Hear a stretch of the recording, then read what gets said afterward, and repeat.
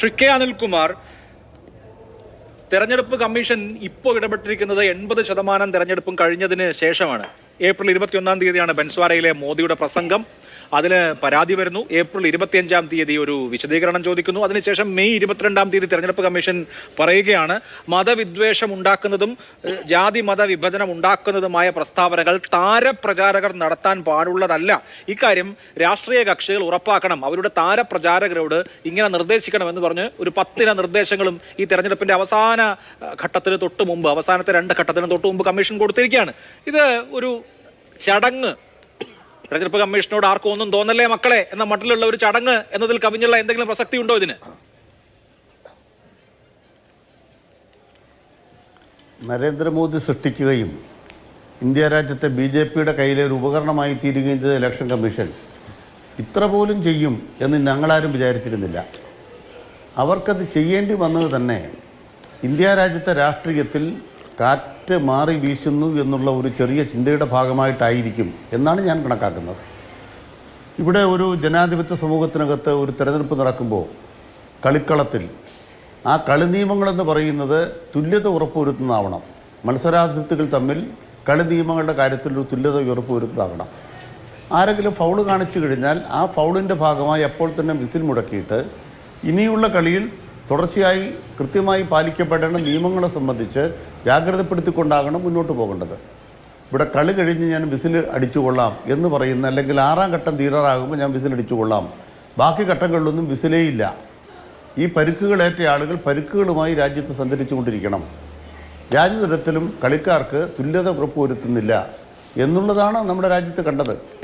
ഇത് സുപ്രീം കോടതിയുടെ chief justice കൂടി ഇതിന് അതിൻ്റെ നിയമന സമിതിയിൽ ഉണ്ടായിരുന്നെങ്കിൽ ഇപ്രകാരം ഒരു തെരഞ്ഞെടുപ്പ് കമ്മീഷൻ രൂപീകരിക്കപ്പെടുമായിരുന്നില്ല. അതുകൊണ്ട് തന്നെ നമ്മുടെ പാർലമെൻറ്റിനെ അതിലെ ഭൂരിപക്ഷത്തെ തെറ്റായി ഉപയോഗിച്ചുകൊണ്ട് തെരഞ്ഞെടുപ്പ് പ്രക്രിയയിൽ ഇടപെടാൻ വേണ്ടി തന്നെയാണ് ആ നിയമനിർമ്മാണം BJP നടത്തുന്നതെന്ന് തെളിയിക്കുന്ന സംഭവവികാസങ്ങളാണ് ഇപ്പോൾ വന്നുകൊണ്ടിരിക്കുന്നത്. 2, CPIM തുടർച്ചയായിട്ട് പരാതിപ്പെട്ടുകൊണ്ടിരിക്കുന്ന പ്രധാനപ്പെട്ട ചില കാര്യങ്ങളുണ്ട്. ഒരു പ്രധാനപ്പെട്ട കാര്യം, ഇലക്ഷൻ കമ്മീഷനുമായി ബന്ധപ്പെട്ട് പോളിങ്ങിൻ്റെ കണക്ക് അന്ന് തന്നെ പുറത്തു വരണം. നമുക്കെല്ലാവർക്കും അറിയാം, 6 മണിക്ക് പോളിംഗ് അവസാനിച്ചാൽ 7 മണിയോടുകൂടി നമുക്ക് ആ ഫോറം പൂരിപ്പിച്ച് കിട്ടും. എത്ര വോട്ട് ഓരോ സ്ഥലത്തും പോളിംഗ് നടന്നു എന്നുള്ളത് 14C പ്രകാരം ഒരു ഫോറം നമുക്ക് ലഭ്യമാകും. അത് കണക്ക് കൂട്ടിയെടുക്കാൻ ഒരു ബുദ്ധിമുട്ടുമില്ല. പിറ്റേ ദിവസം നമുക്കത് കൃത്യമായിട്ട് കിട്ടുന്നതിന് എന്താ പാട്? ഓരോ മണിക്കൂറിലെയും പോളിംഗ് ലഭ്യമാകും, പക്ഷെ പോളിംഗ് അവസാനിച്ചാൽ കണക്ക് കിട്ടത്തില്ല. അത് ചോദിക്കാൻ അവകാശമില്ല എന്ന് രാജ്യത്ത് സുപ്രീം കോടതിയിൽ വാദിക്കുന്നൊരു ഇലക്ഷൻ കമ്മീഷനാണ് കണ്ടുകൊണ്ടിരിക്കുന്നത്. ഇവർ തെരഞ്ഞെടുപ്പ് ജനാധിപത്യപരമായി നടക്കണം നിർബന്ധമില്ലാത്തവരാണ്. ഞങ്ങൾ ജനാധിപത്യപരമായും സുതാര്യമായും നടത്തുമെന്ന് ഒരു തരത്തിലും നിർബന്ധമില്ലാത്തവരെന്ന് മാത്രമല്ല, ഞങ്ങളിതിനെ വാശി പിടിക്കേണ്ടതില്ല. കണക്ക് അങ്ങനെ കൃത്യമായിട്ട് തരണമെന്ന് ഒരു നിയമം എവിടെയും പറയുന്നില്ല എന്ന് വാദിക്കുന്ന ഇലക്ഷൻ കമ്മീഷൻ കൂടി നമ്മളെന്ത് പറയാനാ? 1ാം റൗണ്ടിലും 2ാം റൗണ്ടിലും ഇതിൻ്റെ അവസാനത്തെ കണക്കുകൾ ഏറിപ്പോയി. 3ാമത്തെ പ്രധാനപ്പെട്ട കാര്യം, ഇപ്പോൾ ഉണ്ടാക്കിയ 10 കൽപ്പനകൾ നേരത്തെ ഇലക്ഷൻ കോഡ് ഓഫ് കോണ്ടക്റ്റിലുള്ളതാണ്. പുതുതായിട്ട് എന്തെങ്കിലും കൽപ്പന ഉണ്ടാക്കിയോ? ഒരു പരാതി ഉയർന്നു വരുമ്പോൾ തന്നെ ബന്ധപ്പെട്ട എല്ലാ രാഷ്ട്രീയ പാർട്ടികളോടും പറയാം, നിങ്ങളുടെ താരപ്രചാരകരെ നിയന്ത്രിക്കൂ, ഇങ്ങനെ പരാതി വന്നിരിക്കുന്നു, ഞങ്ങൾ വളരെ സീരിയസ് ആയിട്ട് ഡീൽ ചെയ്യാൻ പോവാണ്, ഇനി നിങ്ങളെല്ലാവരും ശ്രദ്ധിക്കണമെന്ന് അന്ന് പറഞ്ഞാൽ ഇലക്ഷൻ കമ്മീഷൻ്റെ ഭാഗത്തൊരു നീതിയുടെ വെളിച്ചമുണ്ട്, നീതിയുടെ കിരണമുണ്ട് എന്ന് പറയാം. ഇതങ്ങനെയല്ലല്ലോ. 3, 4 ഘട്ടം, 5ാമത്തെ ഘട്ടം തീരാറാകുന്നവരെ മിണ്ടാതിരിക്കുക, 6ാം ഘട്ടത്തിൻ്റെ ഏതാണ്ട് തീരാറാകുമ്പോൾ മാത്രം ശബ്ദിക്കുക. ശബ്ദിക്കുമ്പോൾ പോലും ആരുടെ മേത്തും ചെന്ന് തുടരുത്, നരേന്ദ്രമോദിയുടെ ദേഹത്ത് ചെന്ന് തുടരുത്. നാളെ നരേന്ദ്രമോദിയോടൊരു ചോദ്യം ഒരു തെരഞ്ഞെടുപ്പ് കേസിനകത്ത് വന്നാൽ ആ കേസിനകത്ത് നരേന്ദ്രമോദിക്ക് വിനയാകുന്ന ഒരു പരാമർശമായിരുന്നു ഇത് മതത്തെ ദുരുപയോഗിച്ചതാണ് എന്നൊരാൾ ആക്ഷേപിച്ചു കഴിഞ്ഞാൽ ഇലക്ഷൻ കമ്മീഷൻ്റെ ഫൈറ്റിംഗ് എന്ന് പറയുന്നത് ആഘാതകരമാകും. അപ്പോൾ അത് നരേന്ദ്രമോദിയെ ചെന്ന് തൊടും.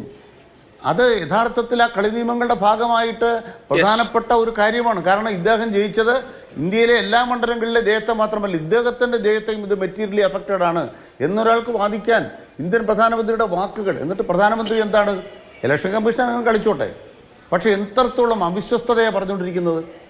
ഓരോ ദിവസവും എന്താ അദ്ദേഹം പറയുന്നത്? അവസാനം ഞാൻ കേട്ട് ഞെട്ടിപ്പോയി. അദ്ദേഹത്തിന് ഒരു വാക്കൂടെ അഭിലാഷേ, ബയോളജിക്കലായ രക്ഷിതാക്കളല്ല, ദൈവം സ്വയം നേരിട്ട് അദ്ദേഹത്തെ സൃഷ്ടിച്ചതാണ്. അത്ഭുതപ്പെടുക അല്ലാണ്ട് കാര്യം എന്താണ്? നിങ്ങൾ അത്ഭുതപ്പെട്ടു പോകും. നമ്മുടെ സമൂഹത്തിലെ മുഴുവൻ ചരാചരങ്ങളെയും ഈ പ്രപഞ്ചത്തെയാകെയും ദൈവം സൃഷ്ടിച്ചതാണ് എന്ന് വിശ്വസിക്കുന്ന ഒരു മതത്തെ മുൻനിർത്തി വോട്ട് ചോദിക്കുന്ന ഒരു കൂട്ടർ പറയുകയാണ്, അല്ല ഇദ്ദേഹത്തെ മാത്രം ദൈവം പ്രത്യേകം സൃഷ്ടിച്ചതാണ്. അതേത് സൃഷ്ടിയാണ്?